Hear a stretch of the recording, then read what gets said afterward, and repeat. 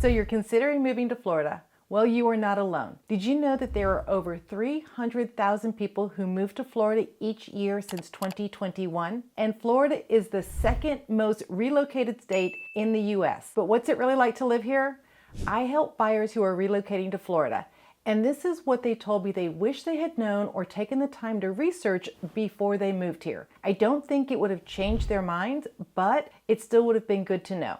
And I am going to share with you what they wish they had done. The first is the weather. Florida has about 250 sunny days a year, and the winters are pretty mild. So if you love the ability to be outdoors almost every day, then Florida is going to be a place that you're going to enjoy. But my buyers didn't understand the humidity. They understood the heat, but the humidity is going to get you if you're not prepared for it. In the summer months from June, July, August, and September, we get rain almost every day, so you want to be prepared with your umbrella. The next weather condition that they were not prepared for is the hurricanes.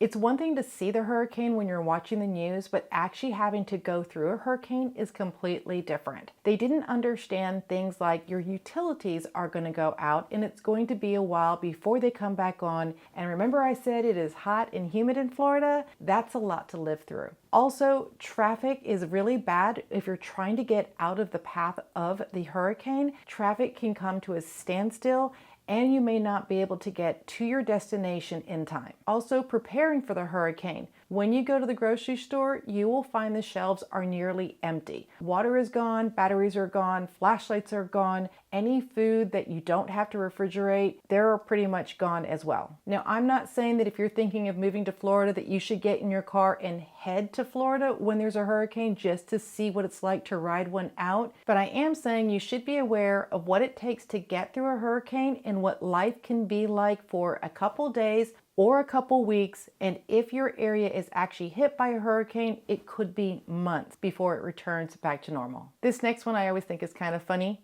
It's the bugs and wildlife. A lot of people that are moving here, they think, okay, you've got flamingos, you've got dolphins, you've got manatees. They're all so cute, but they weren't prepared if you're on the water for the no-see-ums, the mosquitoes, and the love bugs. Now, one of the questions that I always get asked when a buyer is relocating to Florida is, what about the alligators? Yes, we have alligators. We have a lot of alligators, but in many places you just don't see them walking down the street. Now, will you see them? Absolutely. Freshwaters, lakes, you will see them. They don't just come up to you for no reason. You kind of have to harass them. So I just say when you see an alligator, just kind of leave it off to the side. If you've got a dog on the leash, it is not cute or adorable to allow your dog on the leash to approach an alligator because they can move very, very quickly. Now here in Gainesville, on the university campus, there are a lot of alligators and students are passing them all the time.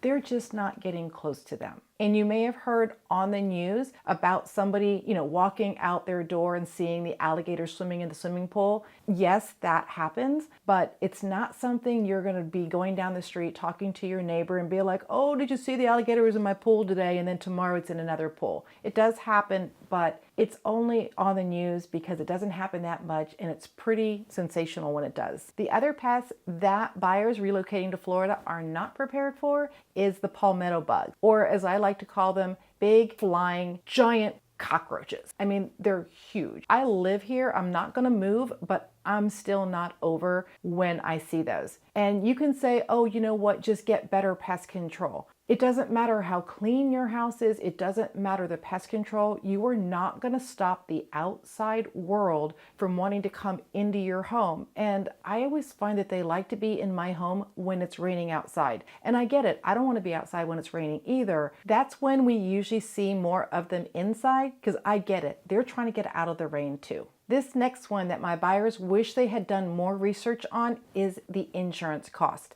With so many hurricanes that have come through and insurance carriers leaving the state of Florida, insurance just keeps going up, and we honestly just don't know where it's going to end.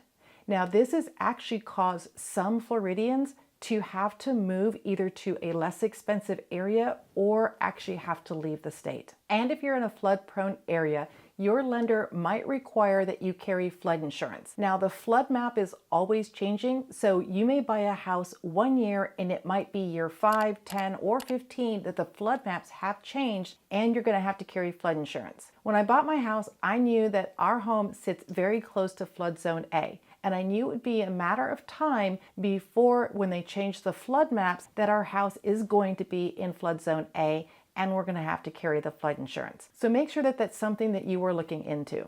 Now, they also wish that they really understood the traffic and the infrastructure more, because every place has traffic. There isn't a place without traffic, I guess, unless you're in a rural area living out in the sticks, but it still has some traffic. The traffic in Florida is very different. We have people coming from all over the world to visit Mickey Mouse or go to the beaches, and when you bring all those different driving habits, it's a little crazy. So here in Gainesville to get to Orlando, it's normally a 2-hour drive, but during holidays or special events, it can almost double. What we see on the major roadways is we see a lot of accidents because of the different driving patterns, and people are frustrated. They are ready to get off of the road, and then they make some moves that did not work out for them or anybody else that's also sitting behind them. The cost of homeownership is something the buyers told me that they wish they had investigated a little bit more. Now, we've already covered the cost of insurance. Because Florida is so sunny and we've got hurricanes, our roofs don't last as long. A roof that might last 20 or 25 years in another part of the United States might only be 10 to 15 years in Florida. So that's going to have to be replaced more often, driving your cost up. Also, because it's so hot, we really work our ACs. And so if you don't really take good care of them, you may be replacing them more often than you would if you lived someplace else. And remember, I told you that it rains almost every day in the summer, which leads to a lot of mildew and mold outside. And if you don't want a trip hazard, then you're going to want to pressure wash your driveway and walkway a lot more often. And let's not forget that many people in Florida have pools, and then we also have these things, a screened enclosure, or some people like to call them bird cages. Well, if you go through a hurricane, you might need to replace that screening, and that is expensive. Also, maintaining a pool gets kind of costly, and we have a lot of pollen blooms throughout the year, which breeds algae in the pool. So when you talk about the chemicals and the cleaning, that's going to raise your homeownership costs too. While my buyers tell me they wish they had done more research in these areas, I don't know if it really would have changed their mind. I think they just would have been more prepared. I love living in Florida, and even with all of this, I wouldn't want to live anywhere else. But I understand it is not for everyone. My advice, if you are contemplating moving to Florida, I highly recommend that you visit Florida during different times of the year. And if you're not sure which part of Florida you want to live in, and let's say go to the Panhandle and spend some time there, and then check out the Miami scene so that you can decide where you want to live. Because the weather in the Panhandle is very, very different than it is Miami, and so is the traffic. So make sure that you get to explore many places of Florida to help you make a decision. So if you decide that you're going to move to Florida, whether it's 2 months or 2 years, I would love to help. You can call me, text me, scan the QR code, or click on the link in the description below. Let's set up a time to talk and make sure that you find the right place that's perfect for you. While I specialize in Central Florida, I have realtor relationships throughout the state, and I can match you with the right person that's going to fit your needs. Be sure you stay for the next video. Thanks, and I'll see you there.